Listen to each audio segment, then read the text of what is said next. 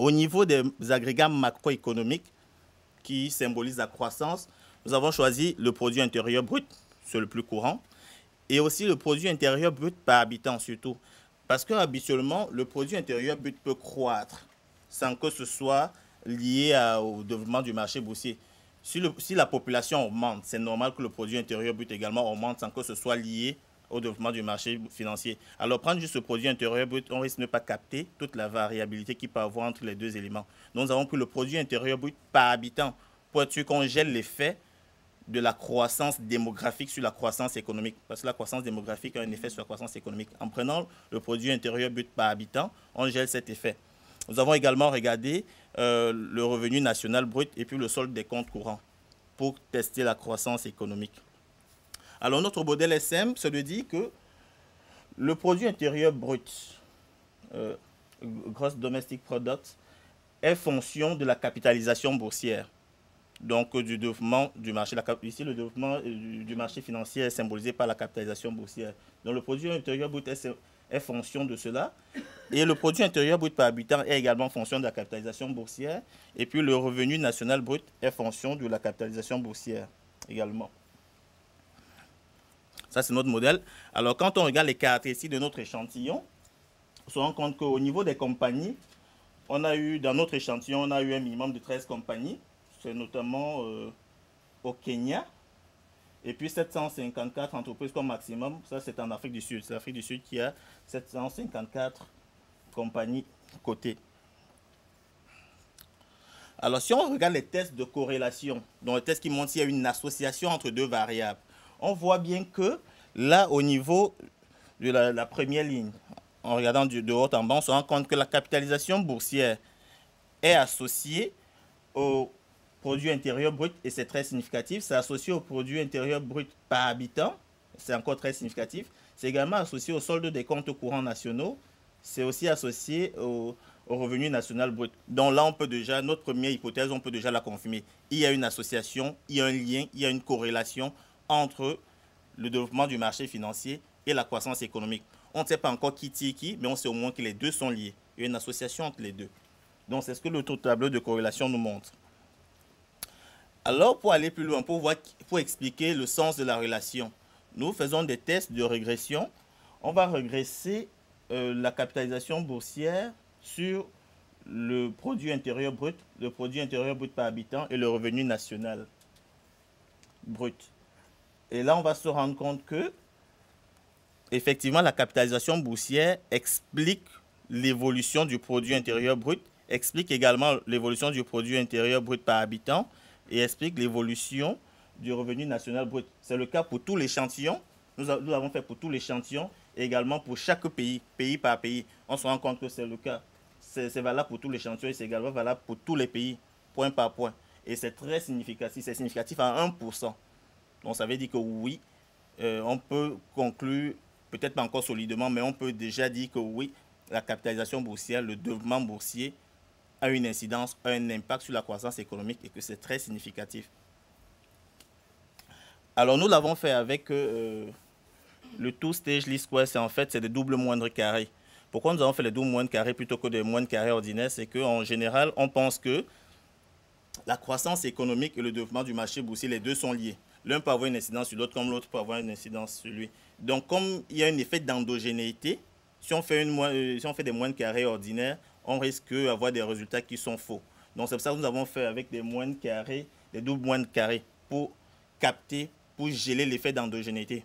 Parce que, en fait, la cause agit sur la conséquence agit sur la cause. C'est un peu cyclique. Donc, pour geler cet effet isolé, nous avons fait des two-stage least square, donc double moindre carré.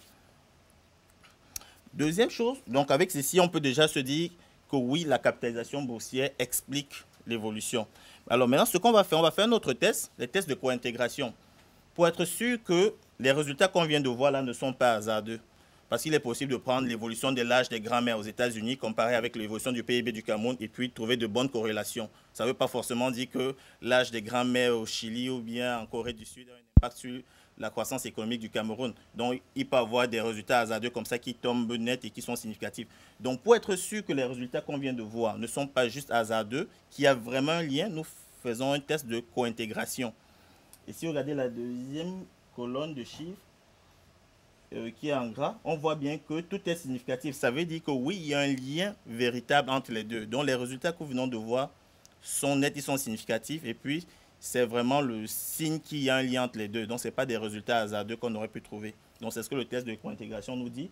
C'est le cas avec le produit intérieur brut, le produit intérieur brut par habitant et le revenu national brut. Alors, là encore, les corrélations, ça peut dire que tel a une incidence sur tel, mais on ne peut pas dire, on ne peut pas conclure solidement que c'est la bourse qui impacte la croissance et pas l'inverse. Jusqu'ici, on ne peut pas le dire avec certitude.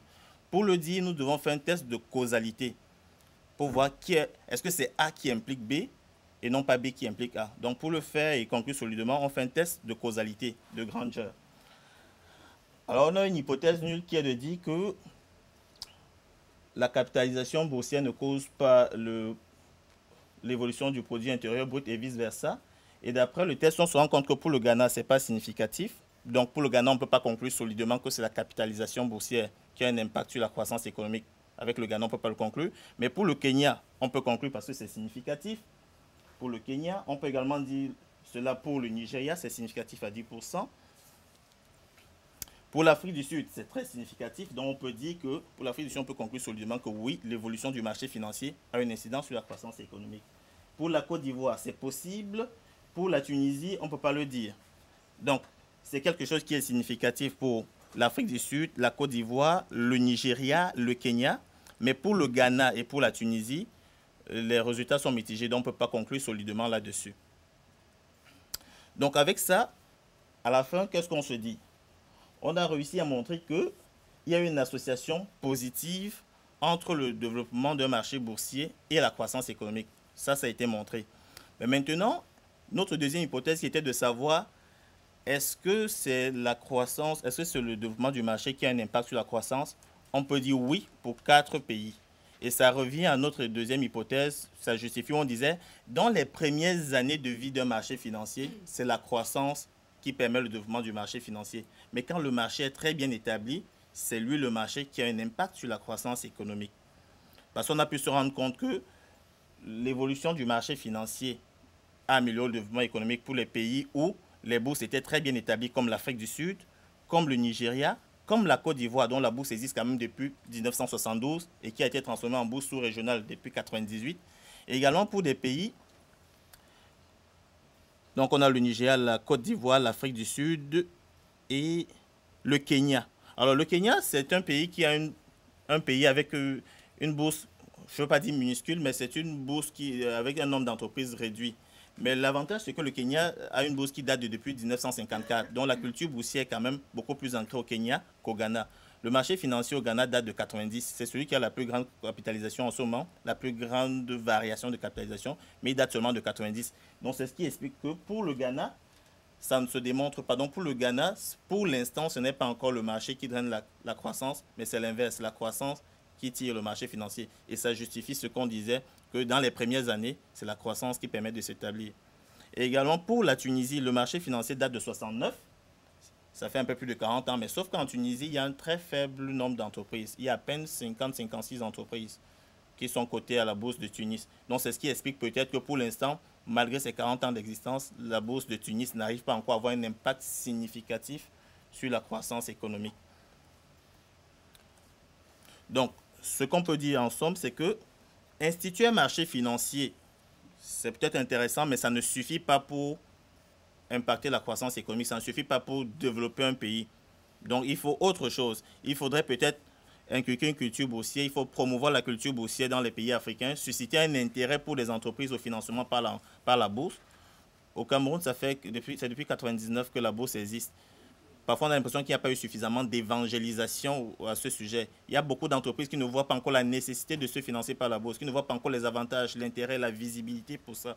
Donc, il faut inculquer cette culture boursière, ça c'est important. Et ce qu'on peut également dire, c'est que pour qu'un marché financier vive, qu'il émerge et qu'il soit viable, il faut une certaine épaisseur du tissu économique. C'est l'une des conditions de viabilité d'un marché financier. On ne peut pas faire un marché financier pour 10 millions de personnes ou pour 5 millions de personnes. Il faut un certain tissu économique pour que le marché puisse survivre. Donc, se dire on va faire une bourse, c'est bien, Mais si les conditions économiques, le tissu économique, la densité des échanges n'est pas suffisamment épaisse, le marché financier ne pourra même pas émerger. Donc c'est important d'avoir une certaine densité, un certain dynamisme du tissu économique pour faire émerger le marché. Et une fois que le marché sera développé, c'est lui qui aura une incidence sur la croissance économique. Donc ça peut être un cercle vertueux ou un cercle vicieux. Donc c'est ce qu'il faudrait voir. Donc, il se trouve que c'est fini. Donc, donc si vous avez des questions dans ce sens, je reste disposé et disponible.